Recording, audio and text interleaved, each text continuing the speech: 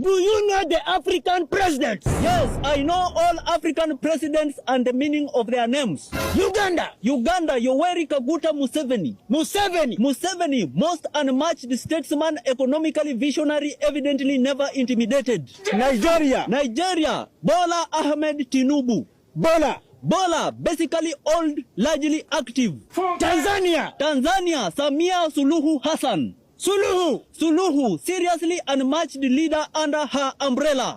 Ghana, Nana Akufo-Addo. Nana, never accepting nonsense always. Rwanda, Paul Kagame. Kagame, key administrative game changer and militarily excellent. Zimbabwe, Emerson Mnangagwa. Mostly not aging, not going after gaining wealth abnormally. Kenya, this one is twice.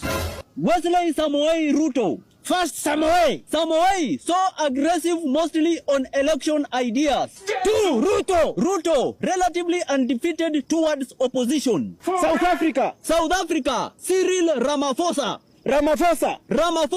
real African, managing African people, hope of South Africa. South Sudan, Salva Kiir Mayardit.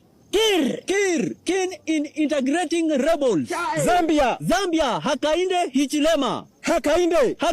Hardworking and keen about investment network developing economically. And this one is the village elder. Get out of here. Why are you running?